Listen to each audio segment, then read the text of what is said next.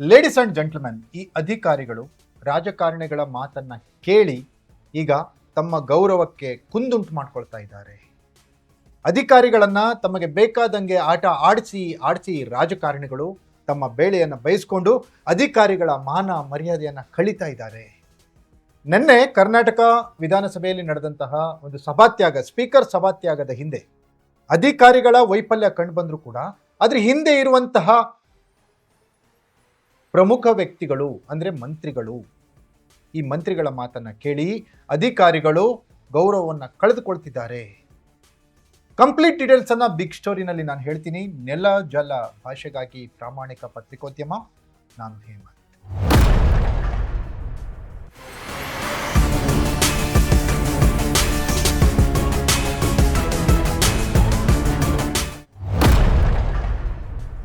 S ವೀಕ್ಷಕರೇ, ಈ ರಾಜಕಾರಣಿಗಳು ಅವರಿಗೆ ಅಧಿಕಾರ ಸಿಕ್ತು ಅಂದರೆ ಫಸ್ಟ್ ಮಾಡೋದೇನಪ್ಪ ಅಂದರೆ ಅವ್ರಿಗೆ ಬೇಕಾಗಿರೋ ಆಫೀಸರ್ಗಳನ್ನು ಹಾಕೊಳ್ಳೋದು ಆಯಕಟ್ಟಿನ ಸ್ಥಳಗಳಿಗೆ.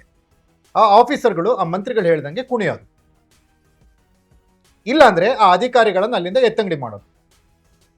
ಎಷ್ಟು ದೌರ್ಜನ್ಯ ಅಧಿಕಾರಿಗಳ ಮೇಲೆ ಹತ್ತಿರದಿಂದ ನಾನು ನೋಡಿದ್ದೀನಿ. ಮಂತ್ರಿಗಳು, ಮಂತ್ರಿಗಳ ಮಕ್ಕಳು, ಮಂತ್ರಿಗಳ ಅಳಿಯಂದ್ರು, ಮಂತ್ರಿಗಳ ಚೇಲಾಗಳು, ಮಂತ್ರಿಗಳ ಮತ್ತೊಂದು ರೀತಿಯ ಮಕ್ಕಳು, ಇವರೆಲ್ಲರೂ ಸೇರಿ ಅಧಿಕಾರಿಗಳನ್ನು ತಾಳಕ್ಕೆ ತಕ್ಕಂತೆ ಕುಣಿಸ್ತಾರೆ.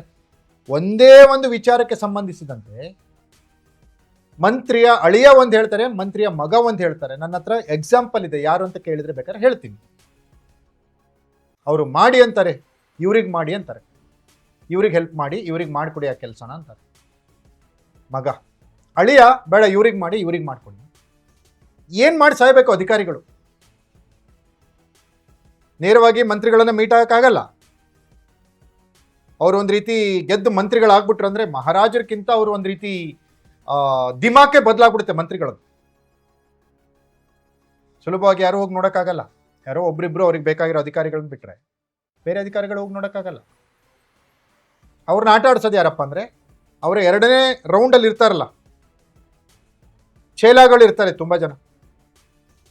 ಈ ಅಧಿಕಾರಿಗಳಿಗೆ ಏನಂದ್ರೆ, ಅಯ್ಯೋ ಇವ್ರು ಹೇಳಿದ್ ಕೇಳಲಿಲ್ಲಪ್ಪ ಅಂದ್ರೆ ಮಂತ್ರಿಗಳ ಹತ್ರ ಹೋಗಿ ನಮ್ಮ ಬಗ್ಗೆ ಏನಾದ್ರು ಫಿಟ್ಟಿಂಗ್ ಇಟ್ಬಿಡ್ತಾನಲ್ಲಪ್ಪ ಇವನು ಅನ್ನೋಂಥ ಭಯ ಆಗುತ್ತೆ. ಅಧಿಕಾರಿಗಳು ಅಕ್ಷರಶಃ ಸಿಲುಕಿ ನಲಗ್ತಾ ಇದ್ದಾರೆ ರಾಜಕಾರಣಿಗಳ ಕೈಯಲ್ಲಿ. ಯಾವ ಬೇಕಾದ್ರೆ ಅಧಿಕಾರಿಗಳಾಗಿರ್ಲಿ ಅವರು. ಕೆಲವೊಂದು IAS ಖಡಕ್ ಆಫೀಸರ್ಗಳನ್ನು ಹೊರತುಪಡಿಸಿ ಬೇರೆಯವರೆಲ್ಲರೂ ಕೂಡ ಈ ರಾಜಕಾರಣಗಳಿಂದ ಸಂತ್ರಸ್ತರಾಗಿದ್ದಾರೆ ಅಧಿಕಾರಿಗಳು.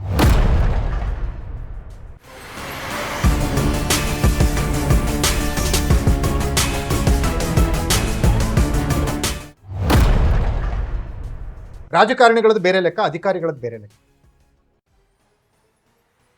ರಾಜಕಾರಣಿಗಳು ಒಂದ್ಸರಿ ಏನೋ ಅವರಿಗೆ ಕಪ್ಪು ಚುಕ್ಕೆ ಬಂದ್ರೆ ಅವರ ಸರ್ವಿಸ್ಗೆ ತುಂಬಾ ತೊಂದರೆ ಆಗುತ್ತೆ. ಆದರೆ ರಾಜಕಾರಣಿಗಳು ಹಂಗಲ್ಲ. ಒಂದ್ಸರಿ ಏನಾಯ್ತಾ ಮತ್ತೊಮ್ಮೆ ಗೆಲ್ಲೋಣ ಬಿಡಿ, ಜನತಾ ನ್ಯಾಯಾಲಯ ಇದೆಯಲ್ಲ, ಅವರೇ ಓಟ್ ಹಾಕ್ಬಿಟ್ರಲ್ಲ ನಮಗೆ, ಇವ್ರು ಯಾರು ಕೇಳಕ್ಕೆ ಅಂತಾರೆ. ಹಾಗಾಗಿ ಈ ರಾಜಕಾರಣಿಗಳ ಮಾತನ್ನ ಅಧಿಕಾರಿಗಳು ಯಾವುದರಲ್ಲಿ ಎಷ್ಟರ ಮಟ್ಟಿಗೆ ಕೇಳಬೇಕು ಅನ್ನೋ ದ್ವಂದ್ವದಲ್ಲಿದ್ದಾರೆ. ಟೆಂಡರ್ಗಳ ವಿಚಾರ ಆಗಿರ್ಬೋದು. ಟೆಂಡರ್ಗಳಲ್ಲಿ ಒಬ್ಬ ಮಿನಿಸ್ಟ್ರು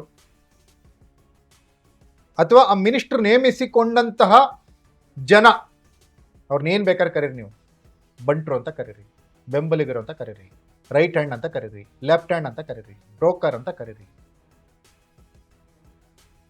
ಅಥವಾ ಆಪ್ತ ಅಂತ ಕರೀರಿ. ತೀರಾ ಸಂಸದೀಯ ಪದ ಆಪ್ತರು.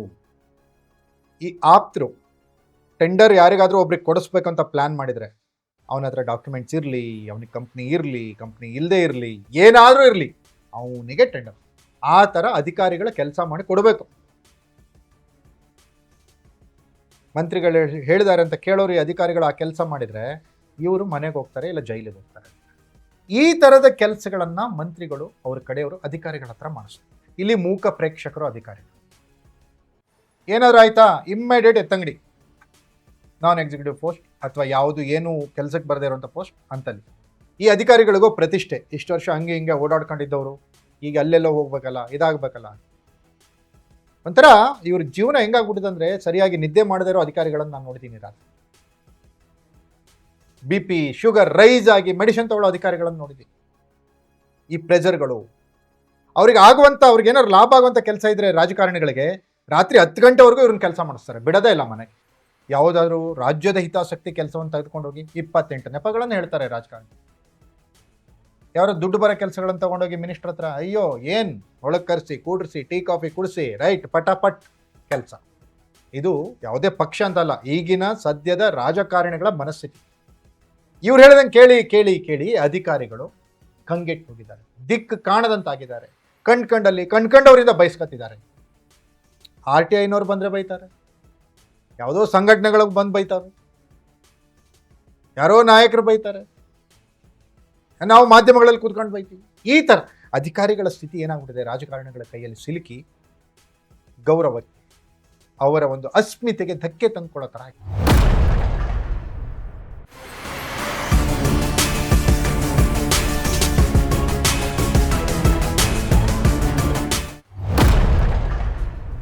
ವ್ಯವಸ್ಥೆ ಬದಲಾಗುತ್ತಾ? ಡೌಟ್. ಕಾದು ನೋಡಬೇಕಿದೆ. ಇದಾಗಿತ್ತು ಬಿಗ್ ಸ್ಟೋರಿ. ನೆಲ ಜಲ ಭಾಷೆಗಾಗಿ ನೋಡ್ತಾ ಇರಿ ಫೋಕಸ್.